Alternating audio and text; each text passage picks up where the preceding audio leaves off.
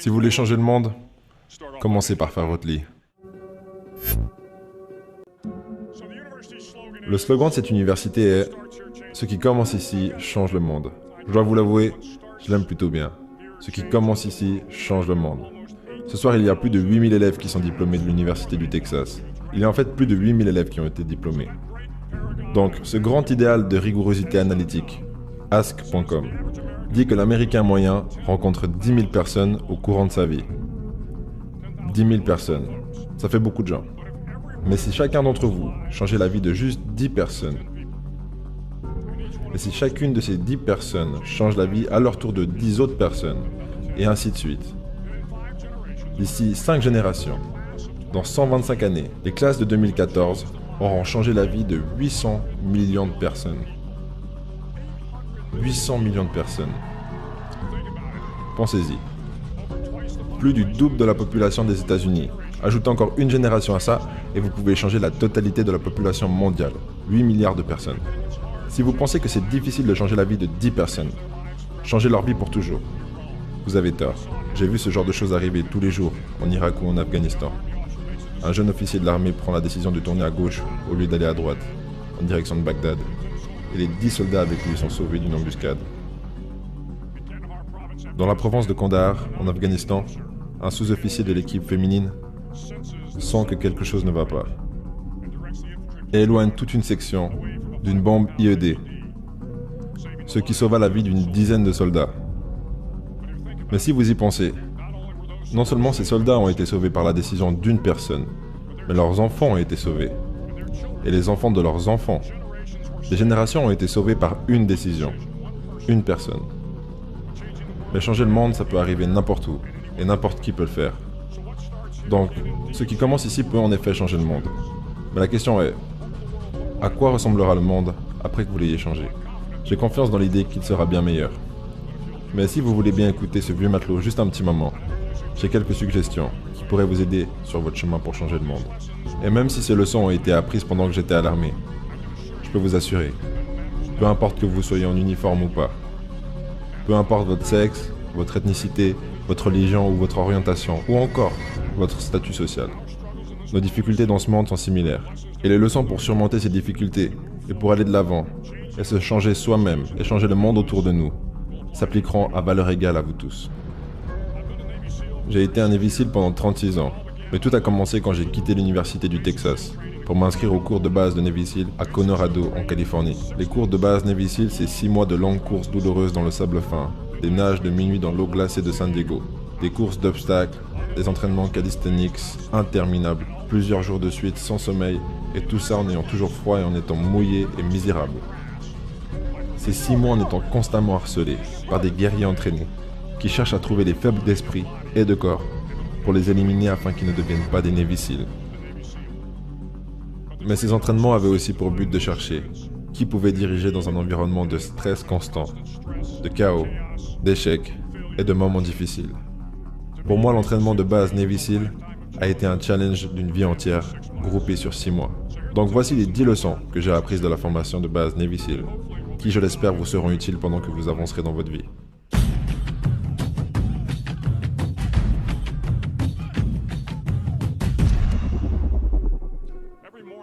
Tous les matins, à l'entraînement Navy SEAL, mes instructeurs, qui à l'époque étaient tous des vétérans du Vietnam, arrivaient dans mon dortoir et la première chose qu'ils faisaient, c'était inspecter mon lit.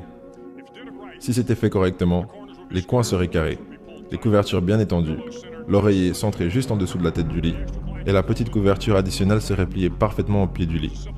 C'était une simple tâche, banale au mieux, mais chaque matin, nous avions l'obligation de faire notre lit à la perfection. Ça semblait un petit peu ridicule à ce moment, surtout si l'on tient compte du fait que nous aspirions à devenir des vrais guerriers, des SEALs endurcis au combat. Mais la sagesse de cette simple action m'a été prouvée de nombreuses fois.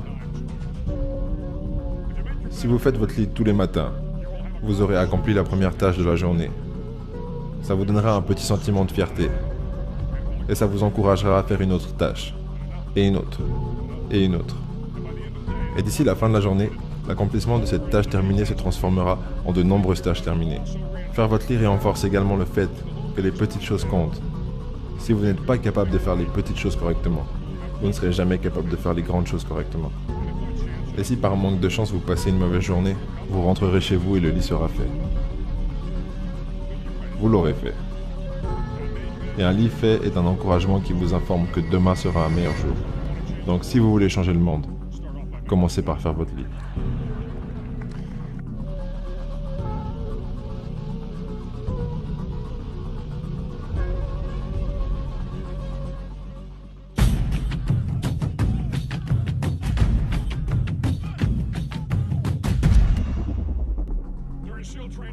Pendant l'entraînement Navy Seals, les élèves sont tous divisés en plusieurs petits équipages.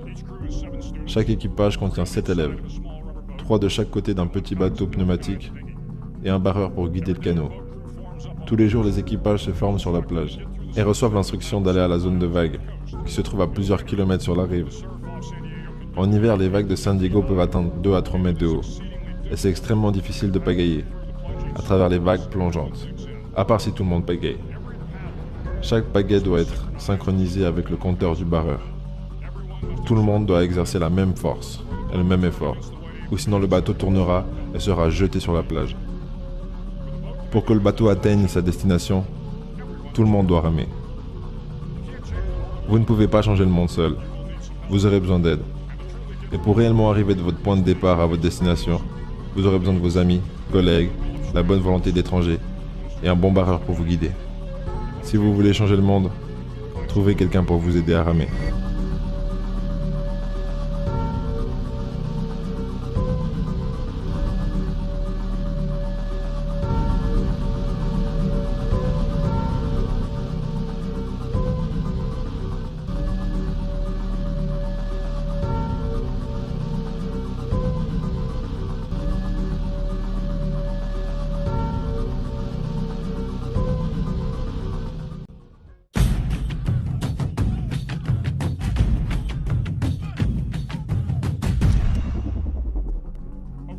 Après quelques semaines d'entraînement difficile, ma classe qui comptait 150 hommes n'en contenait maintenant plus que 42. Il y avait donc plus que 6 bateaux avec 7 hommes sur chaque bateau. J'étais sur le bateau avec les gars les plus grands, mais le meilleur équipage que nous avions était celui avec les plus petits gars. On les appelait l'équipe des Munchkins. Aucun d'entre eux ne faisait plus de 1,70 m. L'équipe des Munchkins contenait un Indien américain, un Afro-américain, un Polonais américain, un Gréco-américain, un Italien américain et 2 jeunes robustes du Midwest. Ils ramaient plus vite, nageaient plus vite et couraient plus vite que tous les autres équipages. Les grands hommes des autres équipages se moquaient toujours des minuscules petites palmes que les Munchkins mettaient sur leurs minuscules petits pieds avant chaque nage. Mais d'une façon ou d'une autre, ces petits hommes qui venaient de tous les coins du monde étaient toujours les derniers à rire, allant plus vite que tout le monde et étant sur la plage avant tous les autres. L'entraînement Navy Seal était un super égaliseur. Rien ne comptait à part votre volonté de réussir. Pas votre couleur, pas votre ethnicité, pas votre éducation, pas votre statut social. Si vous voulez changer le monde, évaluez une personne par la taille de son cœur, pas par la taille de ses palmes.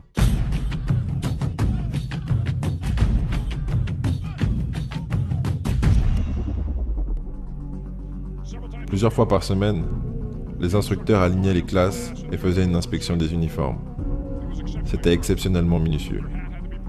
Votre chapeau devait être parfaitement posé et votre uniforme irréprochablement repassé, votre boucle de ceinture brillante et sans la moindre tache. Mais on aurait dit que peu importe le niveau d'effort effectué pour positionner votre chapeau, repasser votre uniforme ou polir votre boucle à ceinture, ce n'était jamais assez bien. Les instructeurs allaient forcément trouver quelque chose qui n'allait pas. Lorsqu'un élève échouait à l'inspection de l'uniforme, il devait courir habillé dans la zone de vague, ensuite se mouiller de la tête aux pieds, et se rouler dans le sable jusqu'à ce que chaque partie de son corps soit couverte de sable. L'effet était connu sous le nom de biscuit sucré. On devait ensuite rester dans l'uniforme mouillé, froid et plein de sable le reste de la journée. Il y a beaucoup d'élèves qui ne pouvaient juste pas accepter que leurs efforts étaient en vain, et que peu importe à quel point ils faisaient tout leur possible pour que leur uniforme soit parfait, leurs efforts restaient non appréciés. Ces élèves n'ont pas tenu jusqu'à la fin. Ces élèves n'avaient pas compris le but de la manœuvre. Vous ne réussirez jamais. Vous n'aurez jamais un uniforme parfait. Les instructeurs n'allaient pas l'autoriser. Parfois, peu importe à quel point vous vous êtes préparé, ou à quel point vous avez performé, vous finirez quand même comme un biscuit sucré. C'est juste que la vie est comme ça des fois. Si vous voulez changer le monde, passez au-dessus du fait d'être un biscuit sucré et continuez à aller de l'avant.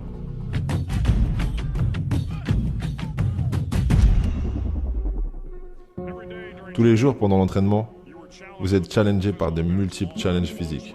De longues courses, de la nage, des courses d'obstacles, des heures de calisthenics, des choses faites pour tester votre mental. Tous les événements avaient des standards de temps qui devaient être atteints. Si vous échouez par rapport à un standard, votre nom était ajouté à une liste. Et à la fin de la journée, ceux qui étaient sur la liste étaient invités au cirque. Le cirque, ça voulait dire 2 heures additionnelles de calisthenics créées pour vous détruire votre esprit, pour vous forcer à abandonner. Personne ne voulait aller au cirque.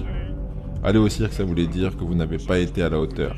Le cirque voulait dire plus de fatigue, et plus de fatigue voulait dire que le jour suivant allait être plus difficile, et ça augmentait les probabilités de devoir retourner au cirque. Mais pendant une période, pendant l'entraînement Navy Seal, tout le monde est passé par le cirque. Mais une chose intéressante est arrivée à ceux qui étaient constamment sur la liste.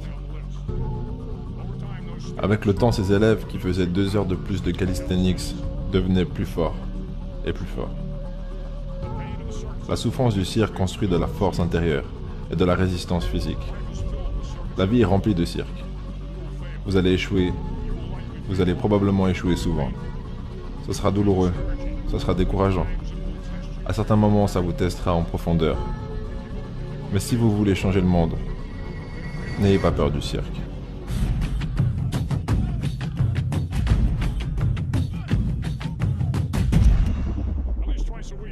Au minimum 3 fois par semaine, les stagiaires devaient faire la course d'obstacles.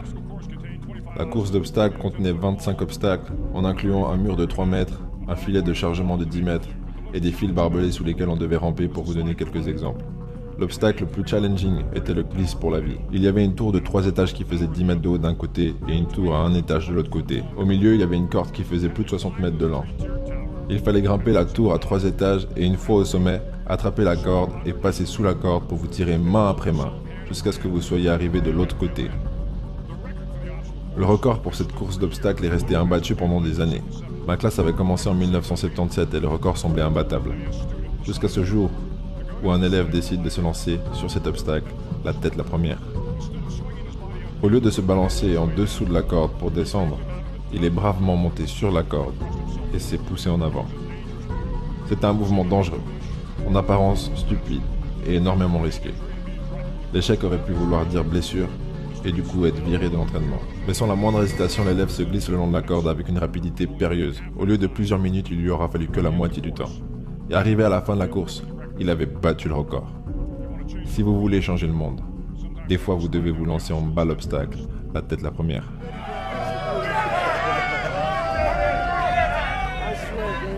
Splash! All in. Come on. Right there. Splash! Splash!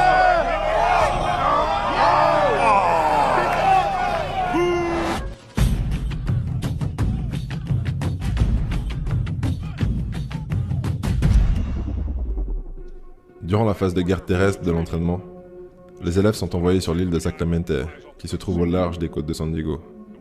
Il s'avère que Sacramento est l'un des endroits où les requins blancs se reproduisent. Pour passer l'entraînement de Navy Seal, il y a de longues nages à accomplir. L'une d'entre elles est la nage du soir. Avant la nage, les instructeurs briefent joyeusement tous les élèves sur toutes les espèces de requins qui vivent dans les eaux de Sacramento. Mais ils vous assurent cependant qu'aucun élève n'a jamais été mangé par un requin. Du moins, pas à ce qu'ils s'en souviennent. Mais on vous apprend également que si un requin commence à vous encercler, il faut défendre votre territoire. Ne fuyez pas. N'agissez pas comme si vous aviez peur. Et si le requin veut un petit snack de minuit et nage contre vous, alors réunissez toutes vos forces et frappez-le au museau. Et il se retournera et nagera dans l'autre direction.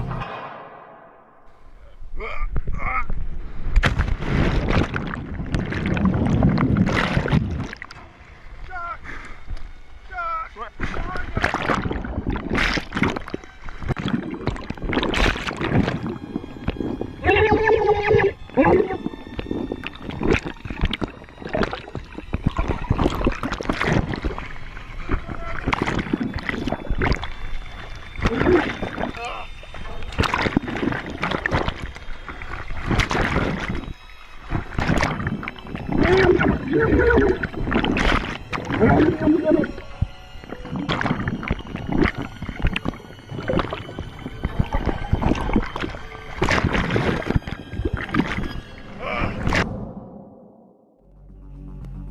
y a beaucoup de requins dans le monde. Si vous espérez finir votre nage, il faudra faire avec. Donc si vous voulez changer le monde, ne fuyez pas les requins.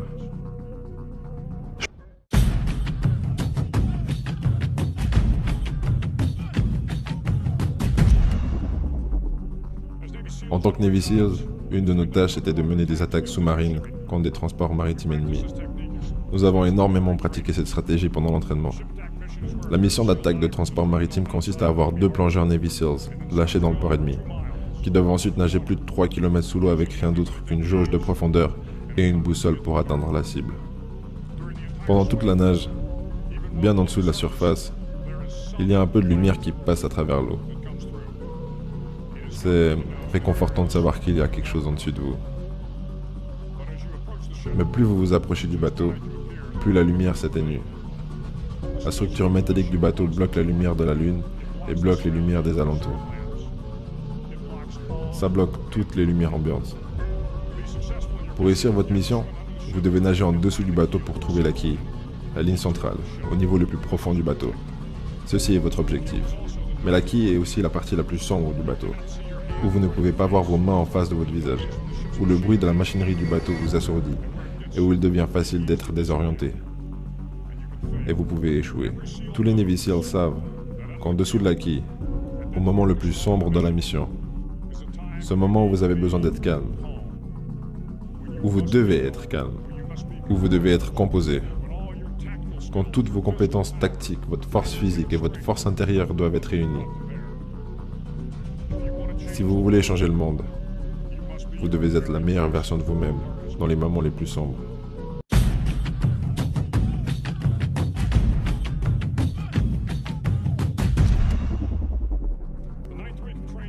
La 9e semaine d'entraînement est appelée la semaine en enfer. Elle comprend 6 jours sans sommeil et en étant constamment harcelé mentalement et physiquement. Et une journée spéciale dans une vasière. La vasière se trouve entre San Diego et Tijuana, où l'eau se vide en créant les marécages de Tijuana. Un terrain marécageux où vous serez englouti par la boue. C'est le mercredi de la semaine de l'enfer. Il fallait pagayer dans l'eau boueuse et passer 15 heures à essayer de survivre à ce froid glacial, le hurlement du vent et la pression incessante d'abandonner que nous donnaient les instructeurs. Lorsque le soleil commençait à se coucher, ce mercredi soir, ma classe avait commis d'énormes infractions aux règles et était forcée à rester dans la boue. La boue avait englouti tous les hommes jusqu'au point où la seule chose visible était leur tête. Les instructeurs nous ont dit qu'on pouvait quitter la boue si 5 hommes abandonnaient. Juste 5 hommes. Et on pouvait sortir de cette boue froide et oppressive. En regardant un peu autour de nous, c'était évident que certains élèves allaient abandonner. Il y avait encore 8 heures avant que le soleil se lève. 8 heures de plus avec les eaux glacées.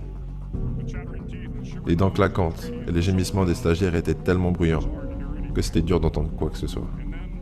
Et ensuite, une voix a fait écho à travers la nuit. Une voix s'éleva à travers une chanson. La chanson était terriblement désaccordée, mais chantait avec plein d'enthousiasme. Une voix se transforma en 2 voix, et 2 en 3, et soudainement toutes les personnes de la classe chantaient. Les instructeurs nous menaçaient avec plus de temps dans la boue, si on continuait à chanter, mais les chants persistaient. Et d'une certaine façon, la boue semblait plus chaude, et le vent un peu plus doux, et l'aube un peu moins lent. Si j'ai appris quelque chose en voyageant dans le monde, c'est la force de l'espoir. La force d'une seule personne. Un Washington, Lincoln, King, Mandela, et même cette jeune fille du Pakistan, Malala. Une personne peut changer le monde, en donnant de l'espoir aux gens. Si vous voulez changer le monde, commencez à chanter quand la boue vous arrive jusqu'au cou.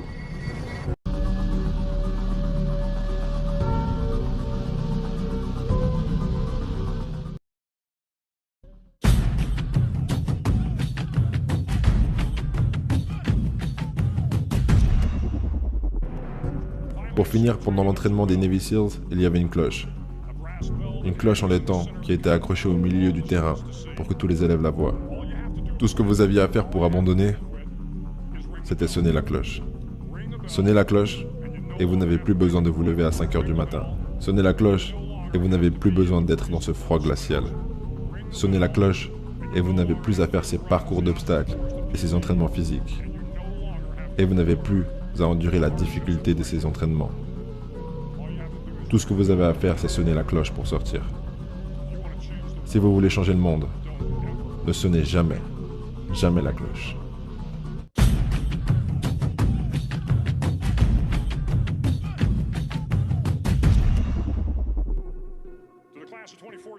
Chère classe de 2014, vous êtes sur le point d'être diplômé, sur le point de commencer votre aventure à travers la vie, sur le point de changer le monde pour le meilleur. Ça ne sera pas facile, mais vous êtes les classes de 2014. Ces classes qui peuvent changer la vie de 800 millions de personnes pendant le siècle à venir. Commencez chaque journée avec une tâche terminée. Trouvez quelqu'un pour vous aider dans la vie. Respectez tout le monde. Sachez que la vie n'est pas juste et que vous échouerez souvent. Mais si vous prenez des risques, continuez à aller de l'avant quand vous êtes les meilleurs. Faites face aux intimidateurs et soutenez les opprimés. Et n'abandonnez jamais. Si vous faites ces choses, la prochaine génération et la génération suivante vivront dans un monde bien meilleur que celui que nous avons aujourd'hui. Et ce qui aura commencé ici aura en effet changé le monde pour le meilleur. Merci beaucoup.